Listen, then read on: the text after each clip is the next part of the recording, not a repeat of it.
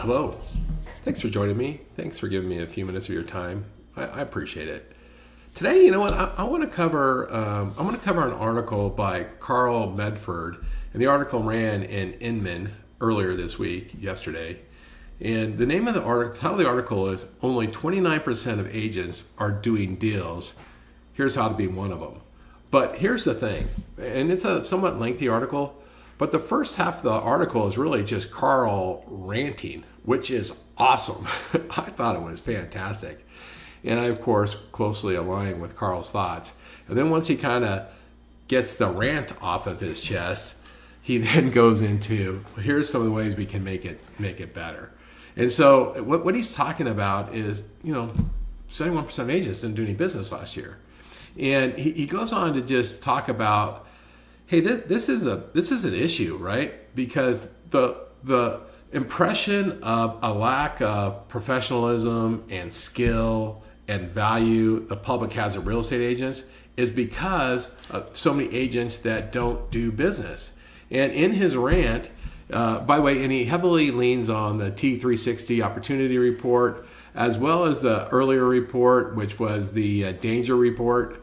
Both of those reports identified, realtor professionalism, experience, capability as a, existential challenge to realtor success in the future. But he goes in his rant, which was just awesome. He's like, look, how would you hire a brain surgeon that was doing their first brain surgery, or even a car mechanic that was working on their first car? Or would you go to a dentist to do a filling or replace a tooth that hadn't done one in 3 years? He goes, of course you want it, but for some reason we allow that in our profession. Like, we're okay with that. And his rant really goes on and on and on. It's just awesome. It's just read just to listen to him rant, because he beats up a little bit on real estate agents, but only because he wants the whole profession to get better. He wants it to be more respected. He wants to be, real estate agents considered as professionals, not as part-time people that real estate's a side gig. And he argues in his article, look, for those people that take it serious, for professionals, they're as good as anyone. We just have to get the people that aren't serious out of the business. And so he quotes from the danger report and the opportunity report, which is awesome. And once he gets done with his rant, and by the way, he clearly says, hey, I apologize for my rant. Now let me try to get to some of the solutions. And his solutions are fine. And here's his 8 solutions for the industry. Number 1, let's stop the rampant push to fill our brokerages with less than experienced agents. And so what he says is like, look, it's brokers' faults, right? It's all these team leads and these broker managers and owners that just are putting bodies on the roster and not caring whether that body does one deal a year, one deal every other year.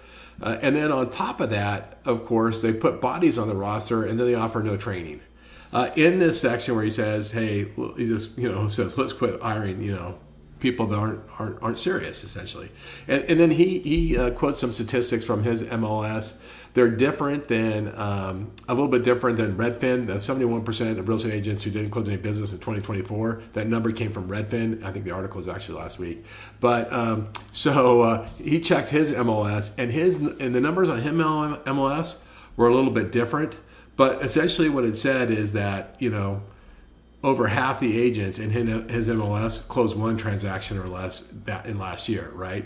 But then he made a really interesting observation. He goes, we may think this is a new phenomenon because of the pandemic, but the truth is that is really a historic number.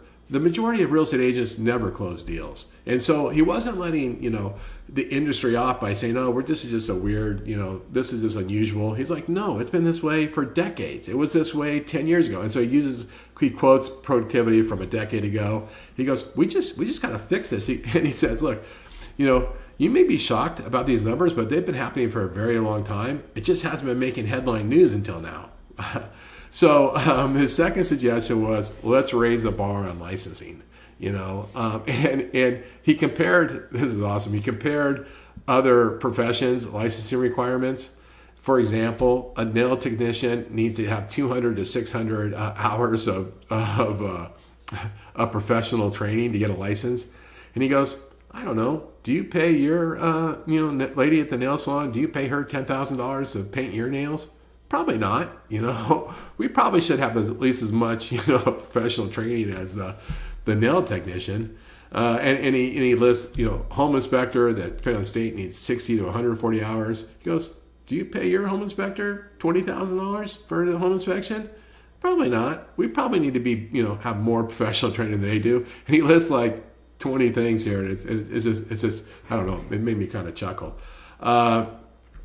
And so, because he's still, even though he's giving his prescription on how to fix it, he's still ranting a little bit, which is why it's great, The third thing is, which you'll tell the rant's still going, his third suggestion is get real or get out, And he says, I'll quote him, this isn't a hobby, it's an honorable profession being made dishonorable by the profusion of inexperienced agents with little or no skin in the game and extreme deficits in competency. If you're not going to get serious about this as a business, then please leave the industry and let the professionals do their job. And by the way, like every one of these, he has 8 suggestions. Most of them have like a couple paragraphs of, explanation on the get real or get out. It's just that. It's those 2 sentences or 3 sentences. There's no encouragement. It's just get the heck out. 4 is get training, and he says this business isn't rocket science, but it's very hard work. If you're not willing to put in the hours required to make the calls, knock on doors, and manage your time and resources, if this is a real business, then if this isn't your real business, then stick to your 9 to 5. Because he keeps suggesting that, look, real estate is just a side hustle for most people. 5 is get a database. So this is where he gets interested. He goes, look, you got to have at least 200 people in your database to even be considered. You can be considering being a real estate agent. If you don't have 200 contacts, 200 people that'll take your call, like and know you, it's kind of interesting because people like say Dave Savage on the mortgage side said you need at least he wouldn't hire, and he said this several times in the podcast, I wouldn't hire a loan officer that didn't have at least 300 people in their database.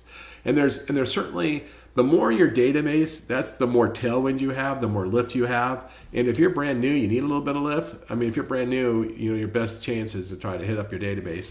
So, but Carl says 200. 6 is get support. And what he says in this is really, look, if you don't know what you're doing, you need to go to some place that's going to train you. And if you don't know what you're doing and you're not going to get training, join a team. Just work your way up a team. Like learn your skills. 7, which I really liked, and he spent a little time on this, was get the basics dialed in. And he said, look, everybody's trying to sell you stuff. Everybody's trying to sell you leads or a system, and they're all trying to sell you something. Put your name on shopping carts, or God help us, put your name on a bus stop. He goes, don't do any of that. Just learn the basics first. And once you master the basics, if you want to get creative and start expanding out and putting your face on a bus stop for somebody to sit on, do it then. But first, learn the basics. And then his 8th suggestion was, look, you got to get out there. You can't be a secret agent. You got to get in front of people. And then he kind of ends up like, look, this is a really good career, but just be serious. And if you're not serious about it, choose another career or stick with your day job.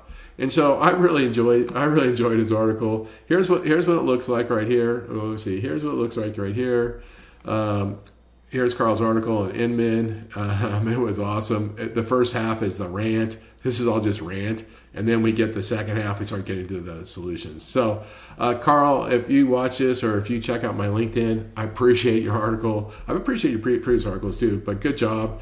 I agree with you. And by the way, if you're a loan officer watching this, just know it's not all that different for mortgage than it is for real estate. It's a little bit different. We have a little bit more training, and productivity curves a little bit different, but not a lot different. There's a whole bunch of loan officers doing 0 to 1 loans a month, and probably the same, thoughts that Carl has about real estate agents we should share about mortgage professionals. With that, I want to thank you for your time today. I want to encourage you to check out my socials. I did a write-up on this morning in LinkedIn. In that write-up, I put a link to Carl's article.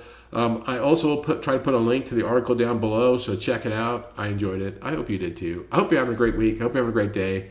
I look forward to talking to you again soon. Thanks.